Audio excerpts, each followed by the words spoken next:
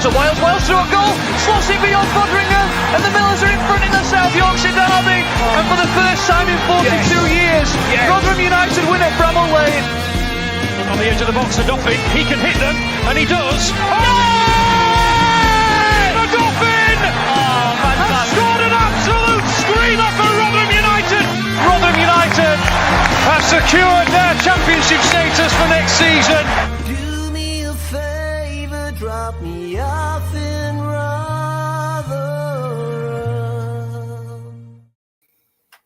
Good evening, everybody. Welcome back to New York Talk. This is the Rotherham United podcast. We have a point to talk about, some positives to talk about from the midweek tie game against Ipswich, which was obviously on Tuesday evening. We have then an inevitable away not win, draw, loss, whatever you want it to be, at Watford, which we'll come on to later on in this hour.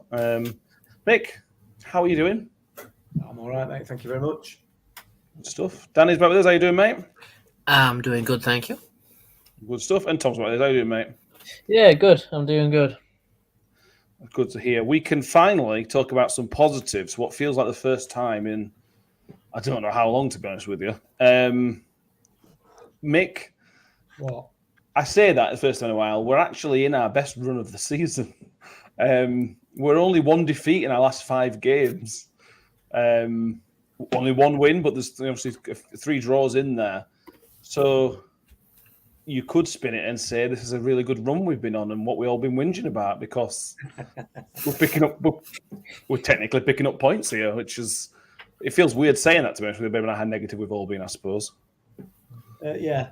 I mean, obviously the setback at Swillsborough was going to have an impact on fans' attitudes and the way we felt about stuff. But it just shows what we're capable of, given the way that we've played in these last 5 games, given the level of performances that in some of the games anyway, that if we were to play to our ability, we'd be sailing, wouldn't we? We're talking about a lot more wins out of those games. So it is positive. There's no doubt about it. It's positive because we're turning those defeats into draws, and now it's a question of, can we turn some of these draws into wins, and get this away monkey off our back. That's got to be the next step, hasn't it? Yeah, absolutely has. It just shows if we picked up something that Wednesday game, Danny, if you want to fight, this is all ifs and buts, maybes. You want a 5-game unbeaten run then, and we'd be a point close to survival within 3 points, and that's then a real positive spin. And you can't forget that Wednesday game, but there are positive shoots that they're showing now. They can pick up points, like Mick says. There's not necessarily a path out of where we are, but there are the signs. We can see the signs of how to get out of it, I suppose. It's a matter of getting on where we need to be. Yeah, I mean, you say about if we'd have drawn the Wednesday game, it'd be 5 unbeaten. There was no way we were drawing that Wednesday game. It was awful, isn't it? But I think that's the weird circumstance that we find ourselves in. Like we are 5 unbeaten. Is it 1 win, 3 draws, 1 loss? Is that right? Something like that. Yeah. But that Wednesday game was so atrocious. It's like, there's still a chance we can slip back into that style of play. But since then, we've steadily improved. In the QPR game, we weren't amazing, but we improved a little bit. And then against Ipswich, again, we weren't completely amazing, but we improved a bit. And hopefully we can just put that into away games now, because that is where we are really struggling. I think we're still the second worst team away from home, and there's only 3 teams who haven't won away from home this season, which is us, Wednesday, and Plymouth. So it's like, just need to be a bit more consistent with performance levels instead of being really, really good and really, really awful. But we're in one of the most consistently inconsistent leagues in the world. So, yeah, make of that what you will. But I'm happy with the game against Ipswich, don't get me wrong. It's just a shame that we didn't really get at him when we could have done and had to be saved in added time. But it was a brilliant way to save it anyway. Yeah. Mike Miller says it's 6 points from 15. That's enough. If you do that every 5 games, you get 55 points. It's not always that simple, but that is good enough. Shall we bring back the Magic 8 Ball to see what Mike said about 6 points from 15? What? What's Should the we question? say Magic 8 Ball? Will we get 6 points from 15? No, we have got 6 from 15. Oh, from this one. Oh, from the next 15. Okay, my bad. Well, it says unlikely for the next 16, 15, but anyway. Well, you never know. You never know. Aaron starts with Handball, which if you went to the game, that's only funny to people that went to the game, I think. So if anybody watched it on Sky, sorry, but there was a Handball shout going around, which was very good. Graham Linley's with us. Ours is Terry Fenbury, Chris W. Richard Brown says, what a difference a match makes. Dave Lawton's with us. Adam Carver says, good handball evening, folks. Steve Grunder, John English, John Morell's with us. Loads of people with us tonight. Thank you. Tom, let's move on to the game and the specifics. I've seen quite a varying degree of people's opinions. I've seen people saying it was a fantastic Rotherham United performance. I've seen people saying not necessarily that we were lucky, but we still didn't play that well and managed to pick up a point. Where are you on that scale in terms of the overall performance, first of all? I'm in the middle. I think the result is a positive. I think the performance isn't. Let me choose my words carefully here. I think it was a good performance in regards to against second in the league. But if you take the first 20 minutes and then see how well we did in that first 20 minutes up until their goal, and then compare that with the rest of the game, I don't think it was as consistent as it could have been. Again, I don't want to. I'm choosing my words carefully here because it wasn't a bad performance. It was just I think in those first 20 minutes were just exceptional. We were really on top of them. We should have gotten another. We should have at least taken our chances then.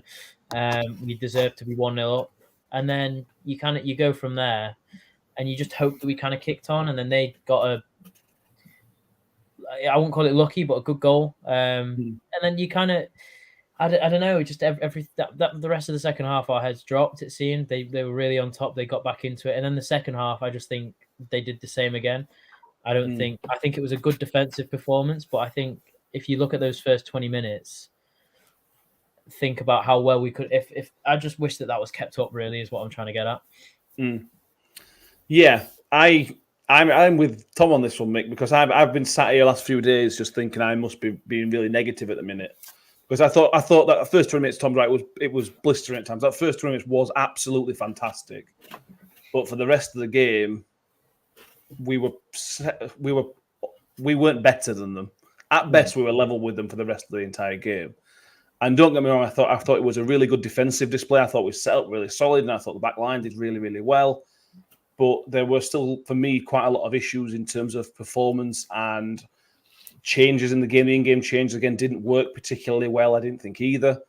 But it's still a positive. I'm trying to not too negative because it was a positive, but it's not as much of a positive as other people seem to think. I'm sorry. Well, I don't know. Looking back at it now, I think it probably is. I think the issue we have at the moment now we've managed to touch wood, shore up that back line is that ball retention is really poor, and when you're playing against a team like this who like their possession, that causes you a problem, and it puts you on the back foot for long periods of the game because you just don't keep hold of the ball. And the midfield at the moment now is the area where we're not functioning well, for whatever reason.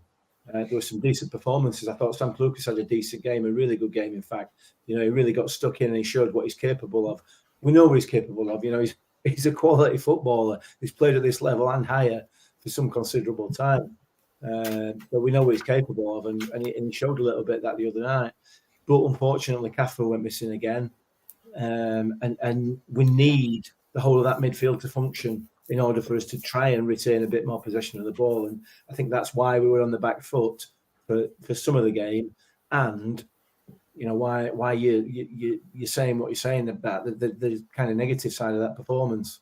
But you've got to also bear in mind that, like you said, they're second in league and they've been on a great run. They have been on a great run. I'm not convinced that they are in their rightful position. Ipswich, I think they will drop off. I don't think they are automatic promotion fodder by any stretch of the imagination. They reminded me very much of Preston in the sense that they were pretty comfortable in possession of the ball, but lacked a cutting edge. Which when you've got Paul Hurst, George Hurst, and Freddie Ladapo up front, you're going to lack a cutting edge. So yeah, I overall I'm happy. I'm happy with the result given the position that we're in. Yeah. But it probably couldn't. It could have been. We could have been coming away with 3 points quite easily. To be honest. Yeah, I think that's fair. What I would say in Ipswich, I think if they can get to January in a similar position and then spend on some of the players with a bit more cutting edge, they will certainly be up there. But I think you're right. They've got a very set way of playing. They like to play that ball out wide. They're very sort of fixed on that, using the wide areas, which we defended pretty well, to be honest with you, for the most part. But yeah. Daniel, let's move on. It was a first start and a first goal for Sam Nombe. I thought Matt Tillett said he led the line really, really well. I agree. He won his fair share of headers, more than you probably expect him to, bearing in mind that he's not that kind of player. What were your thoughts on him in general? I thought it was pretty happy with him. Yeah, definitely. He was very happy with himself, that's for sure. When he got subbed off for Hugo later in the game, he was really happy with his performance, and watching the game back on Sky, because yes, I did it. He had the biggest smile on his face at full time as well, because he knows, that was like his "I'm here" sort of moment, and it didn't take him long, did it? It was his first home start. His first home start. Yeah, it didn't take him long, did it? I think it was like 3 minutes 40 seconds, something like that. But that's how dangerous it can be when you sort of play to your striker's strengths, because we know that Hugo likes the man next to him and likes it in a 2. Whereas I think Nombe is better suited to the 3, if I'm being honest. We get the ball in the wider areas, press the team, which Onyedinma did, because it was Onyedinma and Lemekisa on that right-hand side. They pressed their player, won the ball back, Fred's brought it forward, ball across the 6-yard box, and it's 1-0. I think everyone had just got settled in the seats and we'd scored. And I don't think Ipswich expected it, to be honest. But it's great for Nombe, and I hope he plays up to the little message that Jed gave us when we first signed him. When he gets his first one, he'll get a hatful. So hopefully that's the case. I think it's his first goal in 20-ish appearances in total, which isn't the best, but Matt Taylor knows what sort of player he is from his time at Exeter, and hopefully he can just build on that. And Nombe didn't look out of his depth this time around, whereas I thought in the past when he'd come on, he looked out of his depth a little bit, whereas he looked a part of the team this time around. I think that's fair. I think that's really fair. John Morales is brilliant player by the wide player that made the goal rather than finish. Yeah, it was a proper striker's finish. He just found himself in the right place. We gave Fred quite a lot of stick on the last episode. Tom, I think, is right. I think Fred, he's one of those players, though, I suppose, isn't he? When he's good, he's bloody brilliant. But when he's not, he just looks like he's not very bothered. But that was a brilliant bit of play. And I thought Fred, it was a massive step up on Fred's performance from the previous game, as you may expect with the illness that Matt Taylor talked about. But I thought Fred in general had a really good game, and that was a fantastic bit of play for him to set Nombe up. Yeah, it was. It was just good all around. It was positive, which I don't think he's done as much in these recent games. I think it's been a bit more timid and a bit more kind of scared to commit players and whatnot. But he was positive, aggressive, and it was a good ball in as well. But I still think we need it from both sides. Both flanks, because it was Cafu on the left wing, and he's, again, like you said, Mick, he did go missing, but he's not a winger either. So it was a strange decision to put him out there. I just wouldn't have started with him if he didn't want to play him in the in that midfield. I just wouldn't have started him, because we lacked so much pace on that left side, because the way that we started the game with the press is what Nombe does well. It's what Fred can do. I think we just needed someone else on that other side just to fill in with that press as well, like an Appiah. I know he hasn't played as well, but if we've got a quick front 3, then maybe he'll work better. I don't Yeah, but it was good. It was good from Fred, and it's what he was like in those first couple of games where we all thought we got a starlet. But yeah, no, he's he did well. It's just positive play. Yeah, we're making that continued. I thought we were really, really good without maybe creating too many clear-cut chances. But we were in control of the game for 20 minutes, and nobody expected that going against Ipswich. So that's a real positive. The goal then comes on around 20 minutes or so, something like that. Mix, I'll let you have you're right. If say it. First of all, Mick, we want to talk about the forgiving of the free kick. I said at the time that you can't touch him. If you as a defender, you've got to be aware you can't touch the player. Bramall's I haven't seen it back. No, to be fair, but he's touched the player. He's going to go down like he's been shot. They're always even if it wasn't a foul, he's still going to go down. The linesman referees are going to fall for it. Colin Bramall's got to do better than that. He can't get anywhere near him. At the speed he's going, he went at him with speed. He didn't sort of slow down, and Bramall's got to do better. He's got to be smarter than that. Whether he pushed him or not, he needs to be smarter in those situations for me, Bramall. Yeah, he does. He does. I mean, we all could see before Bramall got within 10 feet of him exactly the outcome of that scenario. You know, the lino might as well, or the ref might as well have just blown up before Bramall even got there. It was difficult to see from our position. You know, I at the time I thought it was just another one of these. A player touches you, it goes down. So I heard some people say that it was a definite push. I've heard other people say the same as me. Whatever. I mean, just the very fact that a player's got to be careful not to get too close to a player because he's going to go down is a really, really sad indictment on football in general, isn't it? You know, whether it's foul or not, there was plenty of others given in that game and games across the country, week in, week out, day in, day out, and it's just sad. It's just sad. It's just anyway. Look, if it's a free kick, it's a free kick. In my view, the player's gone down easy. And that's not acceptable. It's not acceptable. And it's not acceptable. Cafu did it a couple of times in the game as well. And to be fair, I mean, we called him out around where we were sat for doing it. Not acceptable. It's just not good enough. But I don't agree that Bramall's got to be cuter. He's got to go football. You know, the people who've got to be cuter is the officials in this scenario, and not just keep continually giving these stupid free kicks that are unnecessary. You know, the same Lino didn't even bat an eyelid in the second half when Jordan Hugo were pulled down by his arm, literally pulled down. I mean, the player took about 4 paces backwards as he were pulling him. No, never batted an eyelid. You know, either just be consistent. You know, if you're going to give them every time and give everything else. But yeah, anyway, even so, the defending from it was just woeful, wasn't it? Yeah, I thought so. Yeah, Michael Miller says, "I'll come to you, Danny." Was Ipswich first goal innovative? That's not how you spell it. Innovative. There you go. Play from Ipswich or naivety from us? It's very easy for us to sit here and say you've got to do better from that because it just looks lax. It looks really, really slow and poor from our point of view. But then you take the Rotherham hat off and you say that's quite a well worked free kick. They've worked out a spare man at box. They've probably got a blocker in the box to stop our defenders getting out. I didn't know much about it, but they probably got something like that.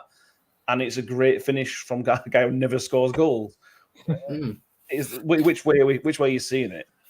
I'm leaning on the side of it's quite innovative from Ipswich, to be fair. That we can talk about giving the free kick away, etc., until we're blue in face. But at the end of the day, it's a very well worked routine. It's quite clearly been drilled into them on the training ground, and it's a brilliant finish. You know, he's given Victor no chance of getting anywhere near that with the type of shot it is. And the vast majority of people thought it was going to go into the box, but it went to the edge of the box instead. And it basically just caught us off guard. You know, I think if you're lined up in a way to expect the ball to not be whipped into where the bodies are, into the one guy on the edge of the 18-yard box, then you've got a crystal ball, because 9 out of 10 times it gets whipped into the box, the big heads go up, and you try and get a headed goal out of it, not a goal from the edge of the box. So I'm on Ipswich's side of it being innovative, to be fair. Of course, you could say, if we had more pace in the team, that we could race out and get there quicker, but no, I'm in Ipswich's part with that one. Fair enough. John Morell says, to be fair, the ball gets pulled back to a guy who hasn't scored since Mick had hair. So you'd say, go on, hit it then. Which, yeah. Terry Fenby says, it's naive of us. Richard Brown says, how many times will they score from it from now on? Probably none. I have an issue with how we set up. On that particular one, we have essentially 3 people trying to block, not in the wall, but trying to block sort of for the first ball if it doesn't be the first man. I just feel like that's too many. You need 1 or 2 sort of covering that first one. And it happened in the second half with a similar free kick from a similar side. It not only does it leave us vulnerable on the edge of the box, it leaves a spare man. We left a spare man in their box quite a few times from trying to stop the first ball almost, or the initial cross. I'm not convinced the way we set up from set pieces were. I don't think that was the only kind of one we conceded, but I'm not convinced about it, and that probably contributed to it for me. I don't know. Yeah, we seem to defend the box too heavily, as in we always expect it to come in, and then when it doesn't, we're in trouble. It was a weird one because basically everyone's saying he's never going to hit a ball better, and it's never going to fly into the top corner as it does. But however, having said that, he had it looked like about 15, 20 meters of space. He could have taken a touch and smacked it. It wasn't a case of he stroked it beautifully home from an impossible angle. He had a lot of time, and it's not really. I think it is a bit of naivety. I think you can't. I think there's a point of defending your box, obviously, but then you've got to defend around the box, and it's just it's pretty. No offense to him, but Rathbone isn't going to do much against when he's got Ayala beside him. He's not going to win the header, and so for one of them to take responsibility and say, look, it's not even that there was just one player on the edge of the box. There was 3 on the edge of the box who it could have gone to. For at least one of them not to go, hang on a second, one of us might need to put it out here. Is a bit of naivety. But having said that, again, usually those kind of routines happens. It flies over the bar and you go, yeah, we knew that was going to happen. And then the case where it goes in is the case where you look at it and go, hang on a second. But yeah, I don't know. It's, for me personally, it's naivety mixed in with a great effort. But I think even if it misses, I'm still going, well, how has he got that much space? It doesn't matter how good the shot is. It's still a bit of naivety on our part, and it links back to the foul as well. It's naivety from Bramwell, because I know Mick. I know you're saying it's not a foul, and it isn't, but it is at the same time. It's always going to get given as soon as there's any kind of push on a player. They go down, and it is a foul. It's just it happens now, and I think Bramwell does that 2-3 times a game, and it's something that if he doesn't kick it out, he's not going to improve on it, and like that goal, it costs us because it's a stupid foul to make. And don't get me wrong, it's not just him that makes it. It's fouls all over the pitch from both sides. People do it all the time, but it is Bramwell that's a consistent offender in that regard. It's a shame because all the rest of his games he's improved massively, but he just loses his head a little bit sometimes, I think. He's very, very, very aggressive in his tackling, which is fine a lot of the time. You see him make slides and everyone's cheering him on and this, that, and the other. And when he's aggressive, he's great. But sometimes he's, again, naive. And I think there is a bit of naivety within our squad, which I don't know where it's rooted from, but hopefully it can change. Hopefully. Phil says we have 11 players back and 2 men, I think with 3 on the edge, Phil, on the edge of the box. Fair. And I will go back to what I said to Mick at the time before the free kick came in. There was 1 man in the wall. I'm not convinced from that angle you need a man in the wall, because the angle it's at, I think it was a right-footed crosser. He's not going to shoot from there. So that man in the wall then becomes a pointless waste of space, which can be used somewhere else as well. But again, we're not very educated in football, so what do we know? Talking crap, probably. But that goal was a real hammer blow, Mick, because it was instantly. It wasn't like 5 minutes leading up to goal. Ipswich had taken the initiative. It was as soon as the goal went in, right, that was the end of the half. From our point, that was the end of the half. We couldn't get a football back in the game. We're going to talk about a minute of dealing with adversity quite well in the last few minutes, but that moment of adversity, we did not deal with it until they scored their second goal. To be fair, that was a really frustrating period of the game, and you can't as a home team, you can't allow that to happen for such a period of time, for 70 minutes a game almost. Yeah, you're right. I mean, it handed the goal obviously handed the momentum back to them, and we found it incredibly difficult to wrestle that momentum back, didn't we? And it just goes back to what I said earlier on about, because we're not retaining possession of the ball, it's coming straight back at us, and as a consequence, we're getting deeper and deeper. The thing is, right, but the thing is with Ipswich, they were getting the ball back into play so quickly. Yeah, they weren't taking the time. It was instantly back in play, and maybe that contributed.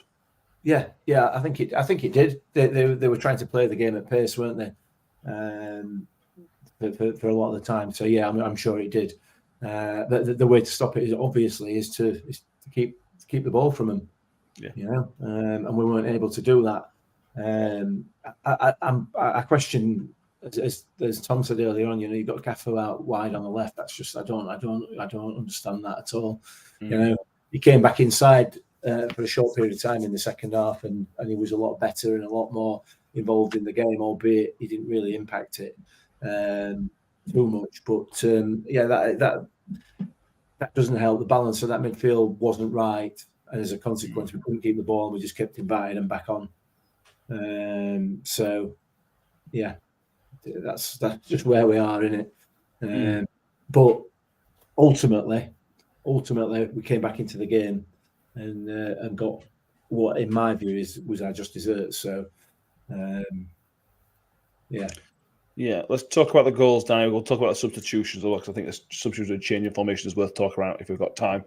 But the second goal, when he went in, you just thought, this is just it. You got these guys who they've just come back from the dead a few days against Birmingham. They're just going to do it. They're just going to win. They've scored off their own player's accidental back flick after Rathbone kicked the ball at him. You just thought, well, that's that then. Unlucky Rotherham. It was just such a horrible goal because it wasn't as bad. It wasn't as good. The Smith goal against Wednesday, the first goal, was better, but it still reminded me as just so avoidable and so. Yeah, the best way was to describe it is, oh, for God's sake. Yeah. And I had, after watching it back, I finally understood what happened, because when it actually happened, watching it live, it was just a bit of a how's a goal? What's happened here? Has it come off Victor? Has it come off their play? Has it come off Ollie? Has Morrison just not got there in time? Has Ladipo put it in? Thank Christ he didn't. He tried. Yeah, we tried, didn't he? That was really funny. But after now learning what happened, it's like you can hardly call it a shot on target. It's almost like a goal by default, isn't it?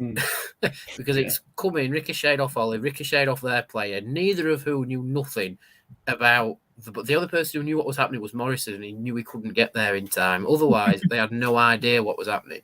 Through no fault of their own, it's just through where the balls hit one person, hit another, and where it's ended up.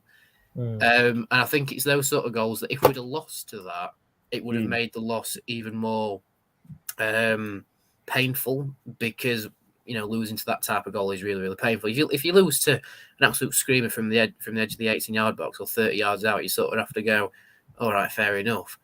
But a goal like that, it's proper gut-wrenching of, oh no, here we go again. However, it sort of gave us a little kick up the backside that we needed, and like, hang on, we're still in this game. We can still get something from it. And that's exactly what happened with Tahi's goal, which is probably one of the best goals I've ever seen, because the curl on it, I think most people thought it was going wide from where he's hit it from, but it just sneaks in the post, and it's like, wow, what a finish. What a finish. Goal of the season contender so far with Lembekisa's shot earlier in the season. It's a good competition for that, to be fair, which is not like us to have good goal competitions. John Morell's blaming Victor for the goal. Original cross, what is he diving at? I would need to watch it back, which I will do now in a moment. While I ask Tom the question, I'll watch it back. When it goes in, Tom, and I don't know about you, I'm just sort of thinking that's it. We don't come back from games. We don't. I know we came back from QPR, but it was a different kind of goal that happened. Yeah. And for me, it just felt like, that's it. We've lost this game. We maybe shouldn't have done. I was so negative about it, and were you the same, or did you feel like we could have come back? Well, yeah. I mean, I wasn't there, so I was so close to turning it off. I just didn't want to watch anymore. I just couldn't be asked to see the end of it. I just didn't think, what's the point? It reminded me a lot of Bristol City again. And, I know that we got a late equaliser in that, albeit for nothing. But, it was definitely a contender for, just why the hell again? It's just always happens. Well, having said that, it was some finish. I think it was some finish, absolutely. But in those circumstances as well, to not smash it and to side foot it from the edge of the 18-yard box when everyone's screaming shoot, to just be so composed. I think it sums him up as a footballer. And I can remember back to when we first signed him, and a lot of the comments were like, "Oh, he doesn't score or assist. He hasn't scored in 80 games or whatever." Yeah, it's all right if he scores 1 in 80. Then if they're like that, it's not the worst thing. But yeah, he is. It was a definite Christ the Redeemer moment. He was to side foot. To absolutely, I don't know, have the composure just to side foot. I'm still dumbfounded. Anyone else in that situation is smacking it and it's going into out of the stadium, and it's it was a relief more than a triumph, I think, because although I think on the basis of play it was it wasn't a win we deserved. I think to lose in that manner would have been horrific. So to get a draw at the end of it is probably, I wouldn't say deserved necessarily, but it felt fair, just on the basis of how they scored their second goal. And I'm so glad that Freddie didn't score it. I were hoping that he got it and it would have been offside. Yeah, that'd have been funnier. It would have been amazing. Something either happened. On the goal, you could blame Victor for the second goal. I think he's tried to save the original cross that we were never going to get to, which has then left the goal empty. Certainly, I can see that. I can see that. Like Ty Mick, like Tom just said, doesn't score any. We talked about at the start of the season we signed him that everybody was raving about him, but he's not a type of player. He's not going to score. He's not a Dan Barlas who's got that strike on him. Having seen some of his strikes so far this season, I was convinced he was never going to score a goal because he has had some awful shots this season.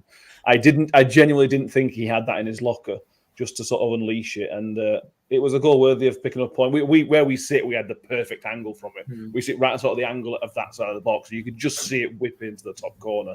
Yeah. I'm pleased for him because he's had a really good start to the season. He seems like a really, really good signing. And we're getting his money's worth. £1 million player and £500,000 strike player, both scored it the same night. Yeah. So it's all good. Yeah, it is. And Ty's got a lot more to give to this team. A lot more. Once he can get some players in front of him who can help maintain possession, he's a quality footballer. There's no doubt about it. He's certainly got a lot more to give, as have most of them, to be honest. And if he can keep adding one or two of them into his game as well, my word, there'll be a decent sell on there once we have to get rid of him if we go down. So we'll have to wait and see. But great goal, great finish. Bit of a scramble to start with, but having said that, I think the way the ball ricocheted about, each time it ricocheted was from one of our shots. So Georgie Kelly had a pop, and somebody else had a pop, and it just dropped to him, and so composed, like you said. A great finish. Yeah. IFC just wants to pop up saying handball. Correct. Missed that. So we went down. I think I wonder, Danny, how much confidence this will give the team, bearing in mind how far we went down and how late it was that we came back at. That's got to prove to them that they can come back. It was 2 games in a row. We've got 2 points in a row from losing positions. We barely got that many all of last season. So there is this ability in this team. They've clearly been lacking belief. That's clearly been an issue so far this season. And you've got to, if this doesn't give them belief now over the last 2 games, I don't know what will give them belief, because they can come back from losing positions. Even if it's within a couple of minutes left, they can do it. So they've just got to believe to start with, and then we're going to we should be fine because the skill's there. It's just that mental block, which hopefully that helps us get over it a little bit. Yeah, the one thing that they need now is an away win, and then we're away. But yeah, we've come from behind to get at least a point more times this season already than we did last season. I think the last time we only did it was against Swansea away, I think. Whereas this season we've come from behind against Southampton. Oh, yeah, Burnley at home as well. Yep. So we're doing it a bit more this season. So it does have that belief of, the old moniker of never write Rotherham off. Because we can produce moments of really like Georgie against Burnley last season and, Tai against Ipswich this season. So it's just putting that little bit of belief back into the team, like you say, Matt. And we can only build on that. We can't say, right, this is where we're getting back to it. Let's crack on. We need to really drive it home as if to go, we can still do better. Let's keep going and pushing on. And the game against Ipswich, a team that's at the top end of the table, that, like you say, we were even for great spells against them. We need to take that positive into the Watford game and just go, if we play consistently like we did against Ipswich and keep Watford out, why can't we get a result against them? And I think that is one of the last hills we need to overcome, that almost mental block of away games in the second tier. If we get over that, which we've been saying since the start of the season, because it's now been a year since we last won an away game. Yeah, so if we get over that hill, then we could be away. But at the same time, it could be now with the test against Watford. Are we capable of getting over that hill? Yeah, that's the question. Let's go through some comments. Bailey Vernon says, just shows how frustrating it is by if we get this run during a bad period of performance, where could we be if we turned up for most, if not all of those games? Harry H says, we invite a lot of pressure, but they were lucky they didn't take their chances. If we keep this performance up, we would not be where we are in the league. John Morrell says, the one thing that stood out was the lack of pace. We've got a very quick player who sits on the bench in Arvin Appiah. Terry Vemmer says, we changed to 5 at the back to nullify their wingers. Why didn't we start with 5 at the back? I will stick on that one, Tom, because I thought when we changed to 5 at the back, it made us worse. Before the game, I was sort of saying we should have started with 5 at the back, because I'm really, really worried about their wide men. The 4 at the back worked defensively really, really well. And then when it went to 5 at the back, we had no out ball. We couldn't get out from them. I just feel like against them, it didn't work. And I thought all the substitutions didn't particularly work, to be honest with you. No. It's weird, isn't it? 'Cause I think we were all calling for a 5 back in the last game. The last time I was on, sorry. It just seems to be able to fit in the players that you want it to fit in. I think it has 2 strikers starting, which I think a lot of people want as well. And I don't know, but I completely agree. As soon as we went to a 5 back, it went so much more worse. It was weird. The lack of intensity didn't increase. I thought it would have done with fresh legs. I thought that was a game for Jamie Lindsay. I agree. I thought not only were the substitutions poor, not poor, didn't quite come off. I don't think the what's it called? You know how he did it in. He staggered them. Yeah, I don't think he staggered them very well. Sorry. Yeah. Have bringing on Morrison. I don't mind it, but then bringing on who else did he bring on by themselves? Was it just Kelly that came on? It was. I did have it because I was going to mention this season. So he brought on Morrison on 58 as a single sub. He brought Revan and Hugo on 63 minutes, and then 4 minutes later he brought Georgie on his own. Yeah, it wasn't very well staggered for me. I would have either put Morrison and Revan on at the same time, just put someone else on at the same time, because I think that was a game for another midfielder, someone else to come on. I think it was a game for Lindsay to come into. But yeah, I think a 5 at the back is maybe our best for me. I don't know. After seeing how we performed like that, it's tough, isn't it? Because I'd always call for a 5 back because I think it fits in everyone perfectly. I think it allows someone like Cafu a bit of luxury because you've got a bit a bit more behind him in case. So yeah, when we changed to a 5 back and it didn't work out, it really, it's made me perceive it a bit differently. Yeah, honestly, I don't know. I thought I knew. I don't know anymore. A three in midfield doesn't seem. I don't know. I think everyone wants to start two strikers up front, but where do you go from there? Do you have a 4-4-2? Do you 5-3-2? I don't know. But every time we seem to change to a 5-back, it doesn't seem to make anything better. Although I think that is possibly the best way to go. It's confusing. I don't know. Because I still don't know if Bramall's a centre half. It's it's so tough being able to be Taylor at this minute. What with injuries and whatnot, it's not an easy job. But yeah, no, the staggering of the subs, it was the bit that really got me. I think they tried their hardest to impact the game, but I think it was difficult in that scenario. I think Hugill and Kelly were very isolated, and when they did get it, it's very, very hard for them to do anything with it. Although I did think that they caused them a bit of problems in the box. I mean, Morrison should have scored. Oh God, yeah, I forgot about that. Yeah, and Revan got tore a bit to pieces by that Hutchinson, if we're being completely honest. But I'm surprised he didn't start. He looked a very, very good player. So yeah, I don't think they had a bad time of it, but I think Morrison's getting better with each game. I thought that was a positive sub. But yeah, Kelly and Hugill are so tough to impact the game, and I can't see both of them working together. Maybe Nombe and one of them, but yeah, I'd still like to see two strikers though. Yeah, I'm not convinced about Hugel's impact. I know he scored against Southampton, but I'm not sure if that's his best way to come off bench. But John Morrell says, I think the sentence we all used was, if we play 4 the back, we'll get destroyed. Yeah, I'm amazed we didn't, to be honest with you. With how strong they are out wide and how much they determined to play out wide, I'm really surprised that we didn't get hurt more. Again, much like QPR, they had at times 3 men and Colin Bramall, but the ball never got through to them to sort of exploit it. Is it just me that thinks that Ipswich didn't play the way we thought they were going to play?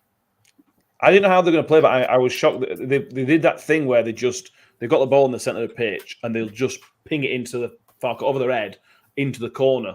So their plan is get in the corner, it didn't pay off for them at all on Tuesday. But yeah, don't know. I thought they'd play with a lot more intensity out wide, to be fair. Yeah. I don't think it was their ball that wide, I thought. It was only that Jackson. It was only his third start of the season. So I don't think he's their regular.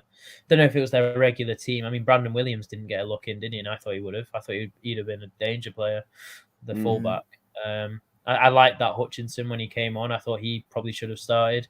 They look a good side, and I think coming back at the end of the season and looking how we actually did, I think we'll probably look at it as they weren't as good, but I think we'll also look at it as, you know what, maybe we were good that game. Because I think they could be genuine challengers for automatics if they need strength, don't they? Yeah. The Chaplin, number 10, I thought he was really, really good. But yeah, they've conceded 2 or more goals in their last 5 games or something. So they're a bit chaotic, aren't they? They've got that about them. It should make it good fun to watch from the outside, watching the top of the championship shape up. Mick just finishes off on Tuesday by talking about Hakeem Odoffin again. He's just a great player. I just love him so much. I can't remember saying it on the podcast on Sunday, or I would have said it to you privately, Mick. He's just got the Cam Humphreys about him. He's just so cool and calm on the ball. He does make mistakes. He's not perfect, but he's quick enough to get out of those mistakes really, really well. He looks like he's born to play as a centre half, to be honest with you, which is mad thinking of what he's done for his midfield. He solves problems for us. He's solved the problem. He's solved the centre half problem for us, really, hasn't he? He has, and I'm really disappointed about it. I am. I don't want him playing at centre back, and he's brilliant, and he's great at it, and you know, you're right. He has solved that problem for us, but I don't want him playing there. You know, it's not his best position, and that says a lot for me. In my opinion, I'm not saying, you know, in my opinion, it's not his best position, and that says a lot about him as a player. Yeah, that, you know, he's playing out of position, and won man of the match in both games, and arguably, well, not arguably, should have scored the other night, but hit the post. He's a hell of a player, and he's you can see just from his attitude, we've had him on here and we know that he loves being here. He's enjoying his time here, and from his attitude on the pitch, when we score a goal, he's the first person there who ever scored it. He's 100% invested in what we're doing. I love him, top lad. Yeah. We can't speak highly enough about it. We could spend another 20 minutes talking about Hagi Winoffen, to be honest with you. Yeah. We've got other stuff to talk about, sadly. John says, from a neutral point of view, says he was our man of the match, miles better than the rest. Yeah, he was. Go back and listen. We talked to him in September. If you want to go back and listen to Hagi Winoffen and see how much of a nice guy he is, go back and listen to that other interview we did. Well, he was good. I thought so. I can't believe I asked him if he sees himself as a striker. I know, and now he's a centre half. but that absolutely sums it up, though, Tom, doesn't it? Yeah. Because you know as well as I do that you put him up there next side of Jordan Ugle or Sam Nombe, and he'll do a job, and he'll do a proper job, and probably get man of the match again. Because he is versatile. He is genuinely versatile. He's not a Greg Alford versatile. Yeah. A proper versatile player. And I'm sure if Victor lent him his gloves, he'd do that. All right, I know. Yeah. He's got all the physical attributes. No, just I didn't know whether that was wrapping up on Ipswich game or whether you wanted to talk about the handball. Oh, can we actually say that I do think that they should have had a penalty? Which one? When Winoffen tripped Hurst up in the first half, I think he kicked Hurst. So I think that was it. At the time, I thought it was one of the worst dives I've ever seen. Having watched it back, I think VAR would give that because I think he's dragged him. I think he did dive. I think he got contact, took another step, and then went over. Yeah. Therefore, I think that's what gave it in our favour. But if that's the other way and in their box and it's Nombe going over, we're all screaming for it. I genuinely think that was a penalty. I thought there was a handball in the second half as well. I haven't seen it back, but I thought there was a handball in the second half. The Kelly one. I can't remember what it were now, but there were a couple that they claimed for, but I thought one of them was. If it's the Kelly one, I think Kelly's not looking at the ball for a start. He's looking way like the different direction. His arm's here, and it hits his elbow like here. Yeah, it's tough to give him. Again, you've seen him give him, but I don't think it was. I wouldn't have been surprised if it had been given, but I'd have been upset. Whereas if Hurst goes down when he gets contact and he gives a penalty, I don't think many people can argue with that. Yeah, I would have wanted it, the Hurst one, if it was against us. But if you watch it back, it's quite cute of George Hurst because he deliberately he can see Hagi Winoffen coming and he puts his foot across to initiate contact. It's very subtle, but he does it. Yeah, and obviously Winoffen's lost his balance completely. So I mean, he bought that one, or he would have bought it had it been given. In my view. Dave Lawton says Hurst hasn't improved, has it? Bang average. if anything's going to stop Ipswich going up this season, it's going to be having George Hurst and Freddie Lepper, like you've already mentioned, Mick. They are not good enough. That you need more clinical finishers. The rest of the team's quite impressive. They're very solid. What they do is very good. There is no lethal clinical finishers at the top of that pitch. And that could cost them because Leicester have got Leeds have got whoever you want. They've got those guys at the top of the pitch. So January could be a very, very important month for Ipswich, depending on who they can bring in. Mick, do you want to complain about their fans, or do you want to leave that where it lies? Because you had a bit. Handball. I mentioned it on post-match, didn't I? And I've obviously had time to think about it. And did you like that comment I sent you, by the way? I've not seen that. No, I'll have to look at that. Somebody put a comment saying the old guy needs to get some new glasses.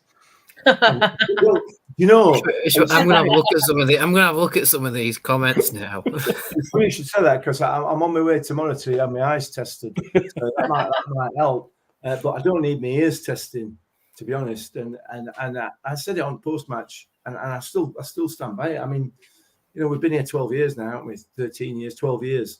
Is it at New York? Something like that. Anyway, 11, I think. It was our 10th last season. Wasn't it? And we've had Sheffield Wednesday down here, I don't know how many times, who are traditionally the mightiest set of supporters in the history of football.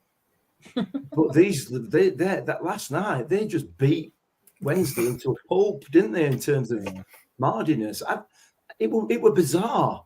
It was on at times. It was just bizarre. They were just screaming and crying constantly. Anytime a player went anywhere near them, didn't they? It was bizarre. It was so noticeable. I've just found an absolute pearler of a comment, me. On the post-match reaction, it says, if you don't think that was a foul, stick to your NFL. Oh, right, yeah. Is that John? Was that John? Yeah, that was Johnny Davis. You've got NFL on your hat, though, didn't you? I did, yeah. Anyway. Yeah. But yeah, there were mardy asses. That's good. Agreed. Right. Move on. Let's move forward. Watford next up. The voices of Vicar Withers are saying, if you think that lacked intensity, Watford are currently saying, hold my beer. You'll see on Saturday of last week, and there's anything to go by. Right, let's go through a couple of bits of information about the Watford game. First of all, I want to let you all know that Tommins is guaranteed to score. Tommins has played against Rotherham United 9 times and has 9 goal involvements with 8 goals and 1 assist. He scored more against us than anybody else. So as Danny mentioned, it's now over a year, 366 days it is as of day of recording since our last away win. That was against Sheffield United on the 8th of November last year. That's 21 games. And since the start of last season, Watford have had more managers than we've had away wins. Watford have had more managers than most teams have had away wins, haven't they? They haven't changed the manager this season. We're in November and Watford haven't changed the manager yet. Yeah, we're thinking about that actually earlier on. Yeah, that's going to be some kind of record. I think it has. I think it's well possible for the pot. So we did a scout report, which is a bit longer than normal, but we did a scout report with Do Not Scratch Your Eyes. I've watched that because we had a good laugh about not sacking a manager in November when he's not done very well. But it gives you a bit of a breakdown of where Watford are as a club at the minute as well. I do recommend that. And if you want to listen to a podcast, I went on the Voice of the Vic and we had a good chat about former players, which was quite fun. A lot of players I didn't know played for us, can't remember them. On Do Not Scratch Your Eyes, they do a prediction league, which is there's a dog involved, there's a guy doing backgammon, there's a random number generator. Go and have a look at that if you want just some nonsense. Some really good Watford podcasts. There's a dog involved. Yeah, Jarvis Cocker Spaniel predicts it. He knocks over a cup and whatever number in the cup. He's predicted us to win 5-2. So I think he's a really good boy. I think he's a really, really good boy. Yeah, I'll take that. We'll see. Richard Brown says the Sky Report was a good watch. Yeah, it's like 25 minutes, but good watch because it is good fun. Anyway, Danny, on to the serious business. This away form. Yes. We're back. Is it ever going to end? Ever? Can we just skip the away form? We've done about 15 hours so far this season on this. Just imagine when we finally win. I mean, well, John's actually raised a valid point. I'm saying about a dog that predicts results. I've got a magic 8 ball I brought into the podcast, which I'm also going to ask the question: will we beat Watford? No. Let's see what it says. Come on. It's being slow today. Come on. It just says no. No, there you go. Right, so anyway, away form, yeah. It's still a bit dodgy, isn't it? Like I said before, we're like the second worst away team in the league behind Wednesday. And Plymouth aren't that much better than us either. And I still don't know where the solution is, to be fair. I mean, Matt Taylor's done an interview with Radio Sheffield that I haven't had a chance to listen to yet, where he talks about we can't just go all guns blazing into away games, which I sort of get at the same time. I didn't like his answer, to be honest with you. Stain asked him about being positive, and he basically said, well, what we could do is put 5 strikers up front and be 2-0 down in half an hour or something like that. And I didn't really like that response, to be honest with you. But like any same person who watches football knows that isn't the answer in the modern game. Yeah. Why give it then? You know what I mean? He could have gone, we can't do it. I just thought it would have been a smart answer. But at the same time, in the last 2 away games, he's had to make a substitution after 30 minutes because he's got it wrong. Yeah. You know, so it's it's like we need to set up correctly from the first minute and we might see a result like the Ipswich game. If he does it again, whether or not it works, I think if he does it again, with making a sub in the first half. If we go on and win it, I still think I'd be annoyed. Absolutely. Because if he does it 3 away games in a row, it's unforgivable. Yeah. Completely unforgivable. Yeah. Isn't it? Whether or not we win is irrelevant after that. I genuinely think that. Yeah. Make you laughing. Yeah. Just unforgivable, I don't. Well, isn't it? 3 games in a row.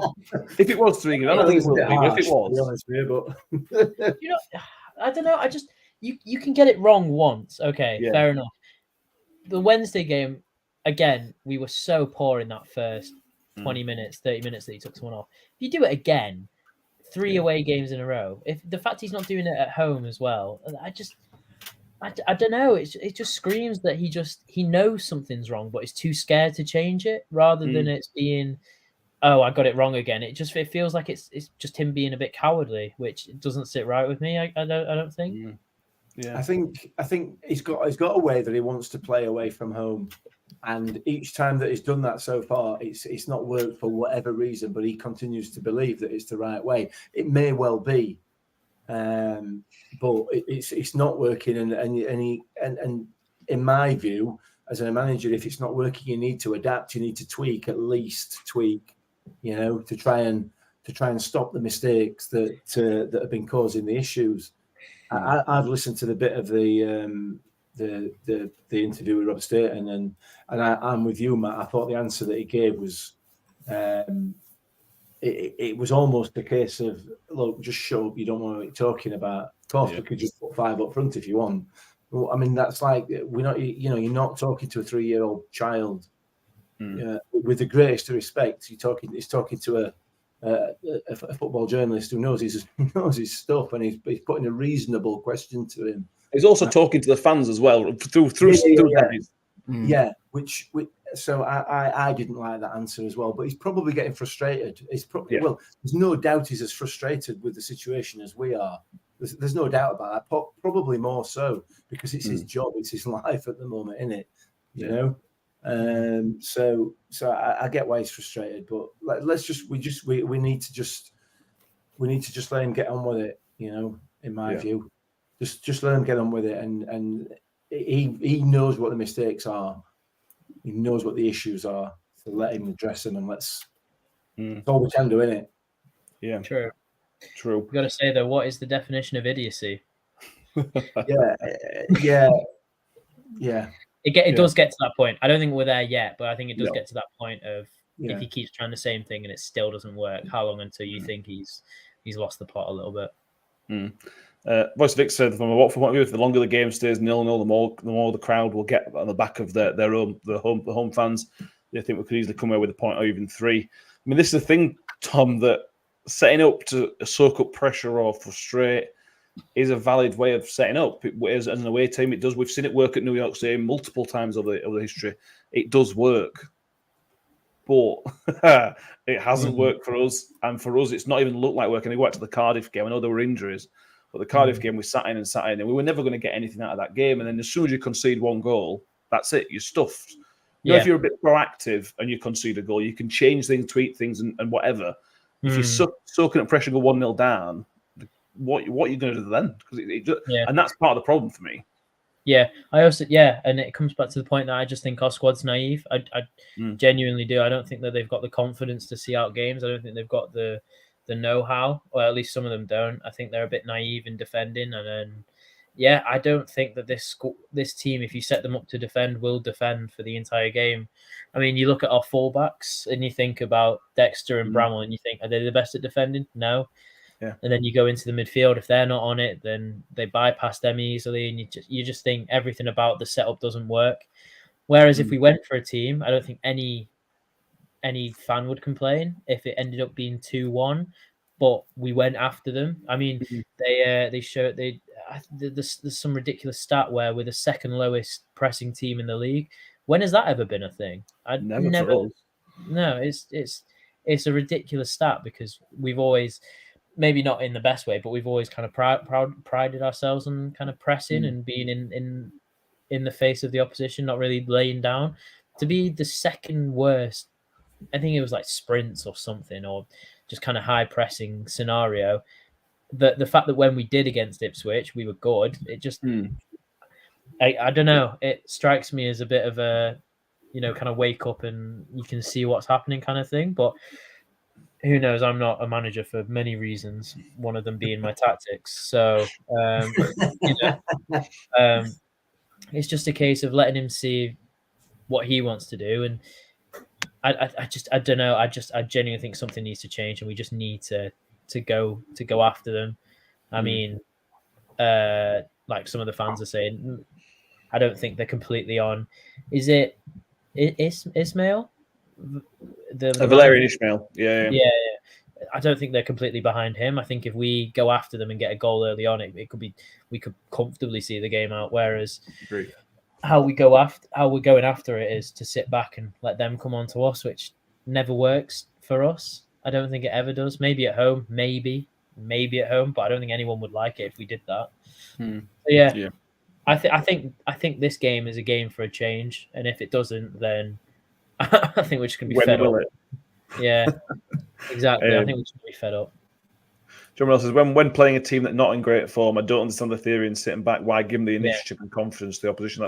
That's exactly right, mate. We've played a couple of teams this season away from home who have not been in great form. Huddersfield and Millwall being two really good examples of teams that were in real poor bits of form. You sit in, give them the opportunity, and then you get done.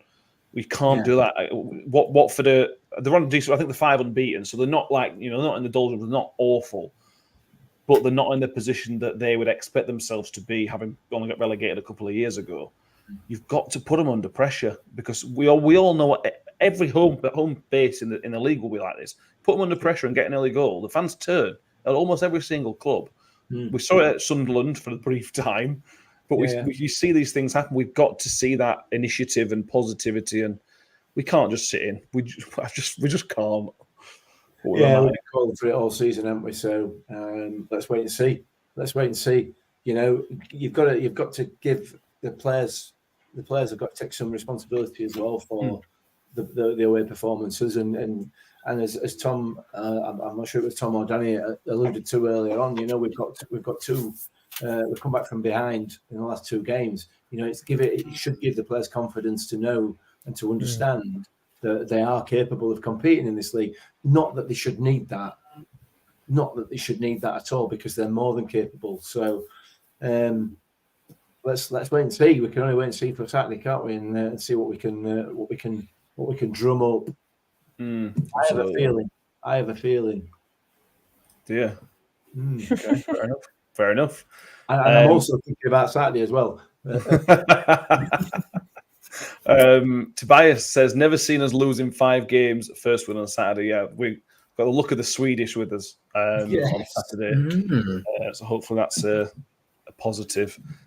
Watford, the voice of Dick says, you'll do no worse than to start Hugel and having some nippy lad playing against him. Hugel will easily win most of the duels on Saturday because we can't handle big physical players. 3-5-2 then. 3-5-2 with Nombe. Can you drop Nombe, Danny? Because I thought it was excellent. For me, he can't drop him. If he is a streaky player, which you would assume Matt Taylor knows, you go 3-5-2 and you put Nombe and Hugel up top. That for me, that's a no-brainer. Yeah, I think so as well. I mean, we saw briefly Nombe and Hugel against Ipswich, only briefly until Kelly came on.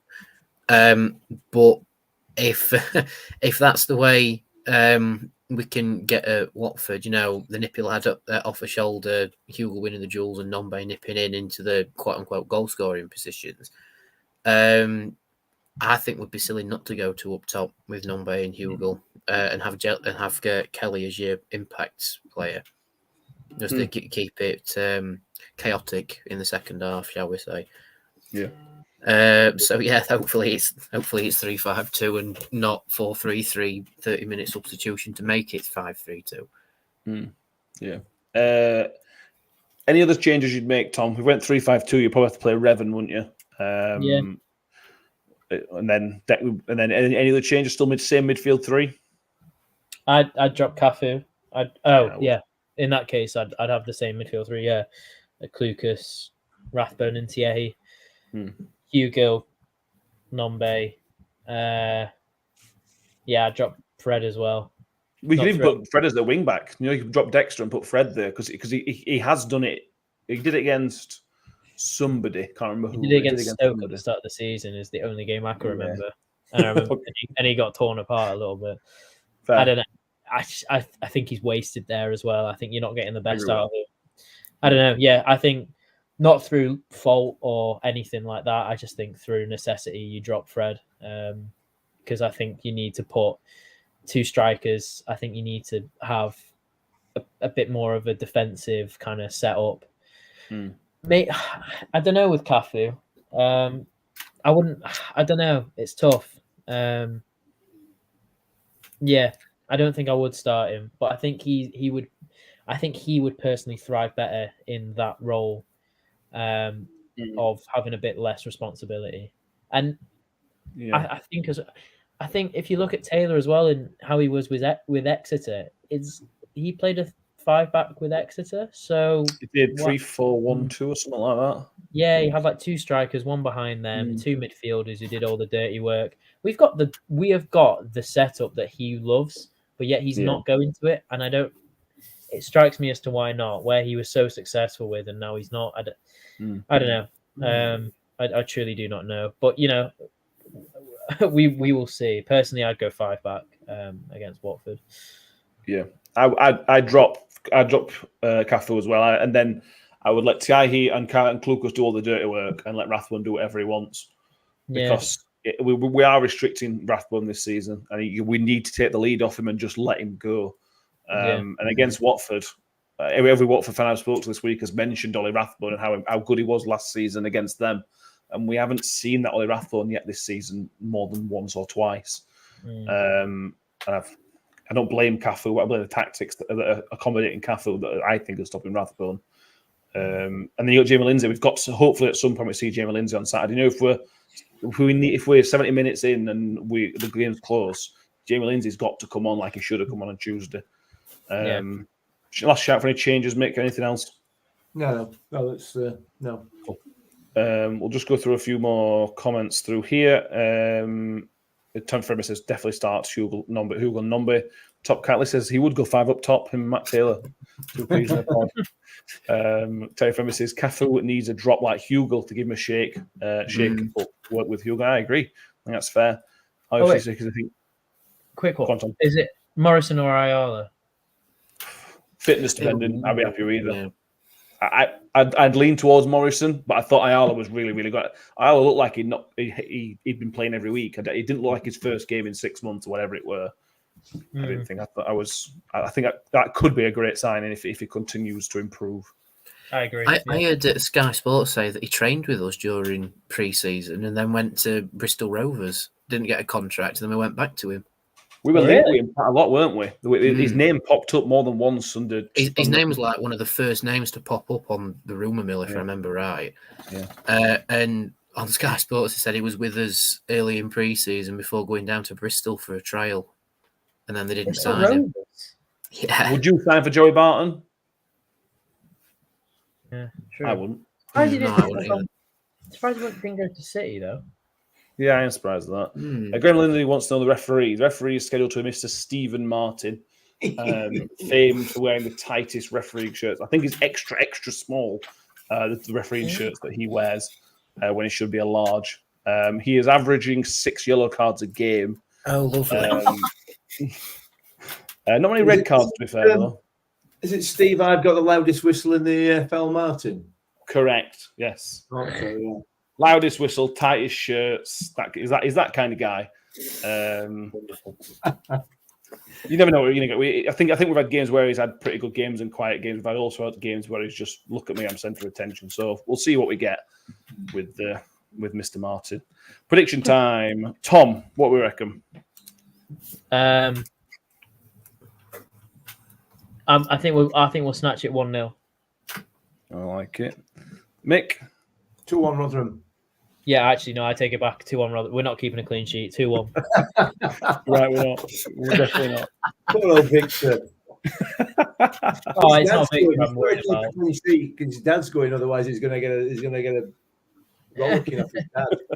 Yeah, I can picture Tobias just storming onto the pitch just to have a word with Victor. That would be a sight. Tobias, don't take what I've just said as an idea, please. I'm going to use the same prediction that I used on the Rivals podcast earlier tonight, and I'm going to say a cheeky 1-0 to Rotherham. I like style. I did my prediction on Monday before the Ipswich game, but I think I've got to stick with it, and I went 2-0 to Watford.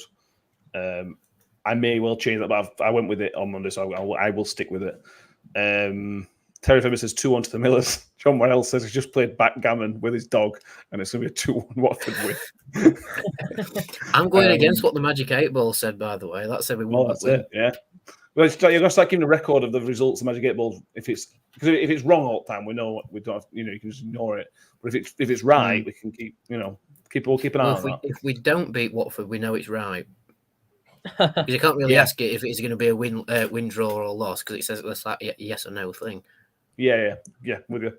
Doug Catley says 2-0. Reg says 3-1 to the Millers. Brian X says 3-1 to Watford, where he thinks will be another disappointing game. And Phil says 3-0, I think, to us, which is an incredibly positive prediction. There we go. Anything else, boys, we need to mention? Nah. Brilliant. Was it handball? Any chance? Handball? I think the closest one that was handball was when it came off George's hand, which was the most blatant ball to hand thing I've ever seen in my life. Bear in mind, George's hand recoiled off the ball. Yeah. Mike the Miller says this Rotherham side can't win away. Watford win, probably. The Magic 8 Ball is wrong. You know it's bad when you're using that as a basis of prediction. I'll just give you. I haven't put the league table up for the prediction league. Danny, you are sitting on a single point this season.